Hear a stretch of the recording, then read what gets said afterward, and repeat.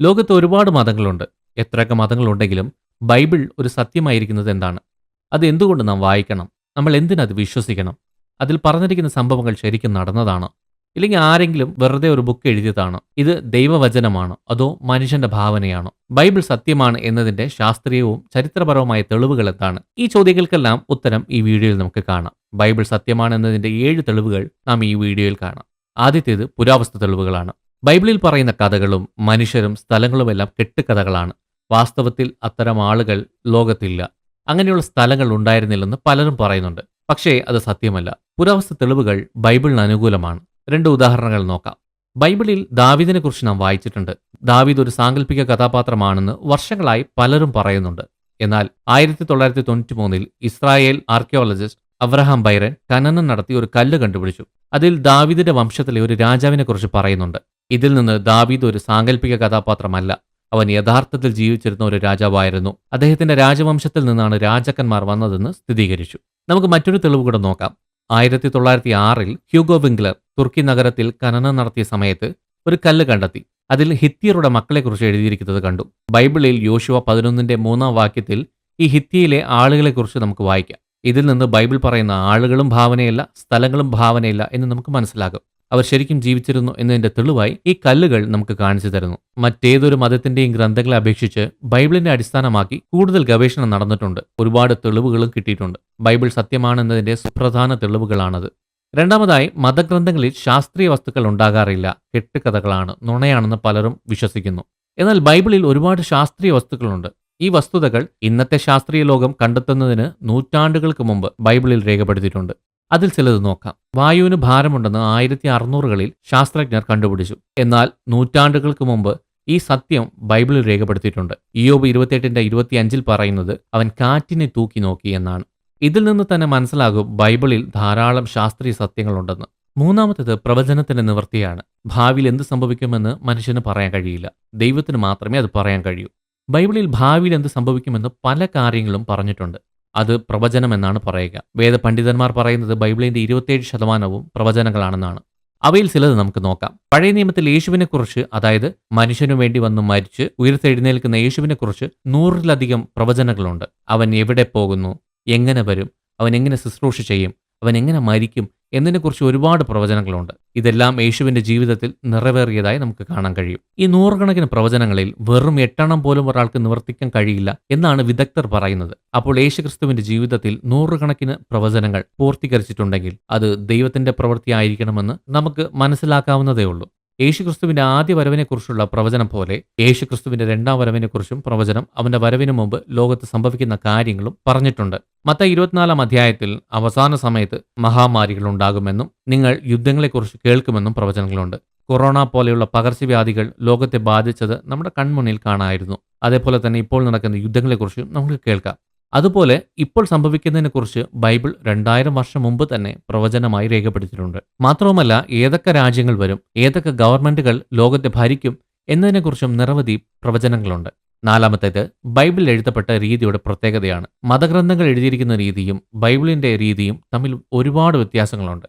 Bible ഒരേ സമയത്ത് ഒരു വ്യക്തി എഴുതിയതല്ല. വിവിധ കാലഘട്ടങ്ങളിൽ നിന്നുള്ള 40-ലധികം എഴുത്തുകാർ എഴുതിയ 66 പുസ്തകങ്ങളുടെ ഒരു ശേഖരണമാണ്. 40-ലധികം എഴുത്തുകാർ ഒരേ സമയത്തുള്ളവരല്ല. അവർ ഒരേ ഭാഷ സംസാരിക്കുന്നവരല്ല. ഒരൊറ്റ തൊഴിൽ ചെയ്യുന്നവരല്ല. ഈ ബൈബിൾ ഒറ്റ കാലഘട്ടത്തിൽ ഉരുവായി വന്നതുമല്ല. എന്നാൽ ഇത്രയധികം വ്യത്യാസങ്ങൾ ഉണ്ടെങ്കിലും എല്ലാവരും സംസാരിക്കുന്ന കാര്യം ഒന്ന് തന്നെയാണ്. അവർക്ക് ഒരേ ഒരു ആശയമാണ്. അവർക്കിടയിൽ അഭിപ്രായ വ്യത്യാസങ്ങളില്ല. ഇതെങ്ങനെ സാധിക്കും?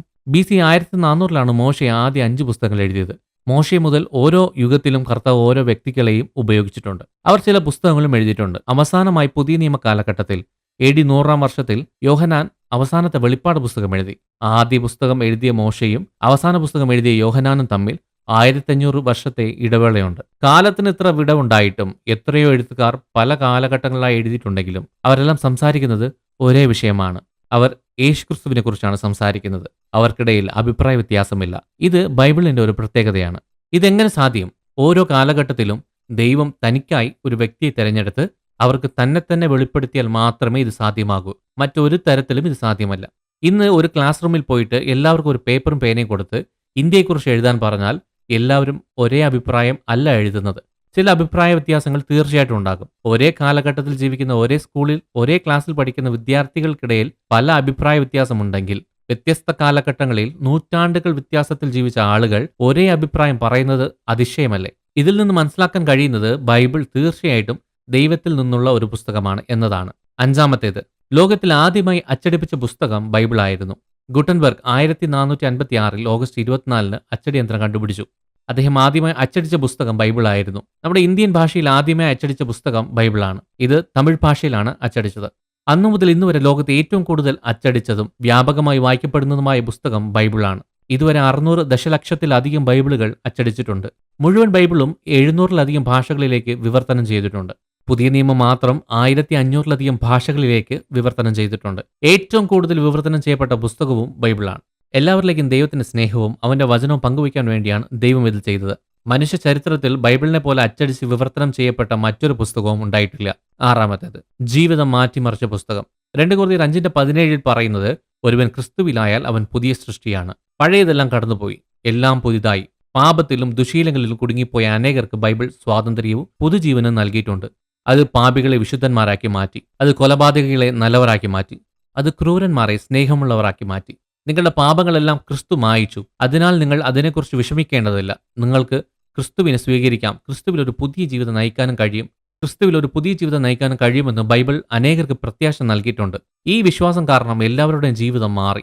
അതുകൊണ്ടാണ് ബൈബിൾ പലരും വായിക്കുന്നതും വിശ്വസിക്കുന്നതും. ലോക ചരിത്രത്തിൽ ഏറ്റവും കൂടുതൽ വായിക്കപ്പെട്ട പുസ്തകവും തീർച്ചയായിട്ടും അത് ബൈബിൾ തന്നെയാണ്. ഇന്നും ബൈബിൾ വായിക്കുമ്പോൾ തങ്ങളുടെ ജീവൻ മാറുന്നതായി ലോകത്തുള്ള പലരും സാക്ഷ്യപ്പെടുത്തുന്നു. ഏഴാമത്തേത്, ബൈബിളിനായി മരിച്ചവർ. ബൈബിളിന് വേണ്ടി ജീവൻ അർപ്പിച്ച ദശലക്ഷക്കണക്കിന് ക്രിസ്ത്യാനികളുണ്ട്. 4-ാം നൂറ്റാണ്ട് മുതൽ 16-ാം നൂറ്റാണ്ട് വരെ റോമിലെ ചർച്ച് ആരും ബൈബിൾ കൈവശം വയ്ക്കരുത്, ആരും അത് വിവർത്തനം ചെയ്യരുത് എന്നൊരു നിയമം കൊണ്ടുവന്നു. അത് ലംഘിച്ചാൽ നിങ്ങളെ ശിക്ഷിക്കും, കൊല്ലും എന്നൊക്കെ ഭീഷണിപ്പെടുത്തുകയും ചെയ്തു. എന്നാൽ ക്രിസ്തുവിനെ യഥാർത്ഥമായി സ്നേഹിച്ച വ്യക്തികൾ നിയമത്തെ ഭയപ്പെടാതെ ദൈവസ്നേഹം എല്ലാവരിലേക്കും വ്യാപരിക്കണം എന്നതിന് ബൈബിൾ പല ഭാഷകളിലേക്കും വിവർത്തനം ചെയ്യുകയും വിതരണം ചെയ്യുകയും ചെയ്തു. ഇത് വലിയ ശിക്ഷകൾക്കും മരണത്തിനും ഇടയാക്കി. ജോൺ വിക്ലിഫ് ബൈബിൾ ഇംഗ്ലീഷിലേക്കും, മാർട്ടിൻ ലൂതർ ജർമ്മനിയിലേക്കും, ഫിലിപ്പോസ് റംബാൻ 1811 മലയാളത്തിലേക്കും പരിഭാഷപ്പെടുത്തി. ഇനിയും പലതും പല ഭാഷകളിലേക്കും വിവർത്തനം ചെയ്തിട്ടുണ്ട്. ബൈബിൾ തർജ്ജമ ചെയ്തവരും വാങ്ങിയവരും കടുത്ത ശിക്ഷ അനുഭവിക്കേണ്ടി വന്നു. ബൈബിൾ കൈവശം വെച്ചതിനും ക്രിസ്തുവിനെ അനുഗമിച്ചതിനും 100 ലക്ഷത്തിലധികം സത്യക്രിസ്ത്യാനികൾ ക്രൂരമായി കൊല്ലപ്പെട്ടിട്ടുണ്ട്. എന്തിന്, ഇന്നും പലയിടത്തും ജീവനെ ഭയക്കാതെ ദൈവവചനം പറയുന്ന അനേക ആളുകൾ നമുക്ക് കാണാൻ കഴിയും. ബൈബിൾ സത്യമാണെന്നതിൻ്റെ ഏറ്റവും വലിയ തെളിവാണിത്. അത് സത്യമായതുകൊണ്ട് പലരും അതിനായി ജീവൻ നൽകിയിട്ടുണ്ട്. ഈ 7 തെളിവുകൾ വിലയിരുത്തുമ്പോൾ ബൈബിൾ തീർച്ചയായും ഒരു യഥാർത്ഥ പുസ്തകമാണ്. അത് ദൈവത്തിൽ നിന്നുള്ള ഒരു പുസ്തകമാണെന്ന് നമുക്ക് തീർച്ചയായും പറയാൻ കഴിയും. മറ്റൊരു പുസ്തകത്തിനും ഇത്രയധികം തെളിവുകളില്ല, ഇത്രയും സത്യങ്ങളില്ല. ബൈബിളിൽ പറഞ്ഞിരിക്കുന്നതെല്ലാം സത്യമാണ്. അതിൽ പറയുന്ന ഓരോ വാക്കും ദൈവത്തിൽ നിന്നുള്ളതാണ്. അതിൽ വിശ്വസിക്കുന്നവരെയും അത് വായിച്ച് ജീവിതത്തിൽ പ്രാവർത്തികമാക്കുന്നവരെയും ദൈവം അനുഗ്രഹിക്കട്ടെ എന്ന് ഞാൻ പ്രാർത്ഥിക്കുന്നു. നിങ്ങൾ ദൈവത്താൽ അനുഗ്രഹിക്കപ്പെട്ടവർ. ആമേൻ.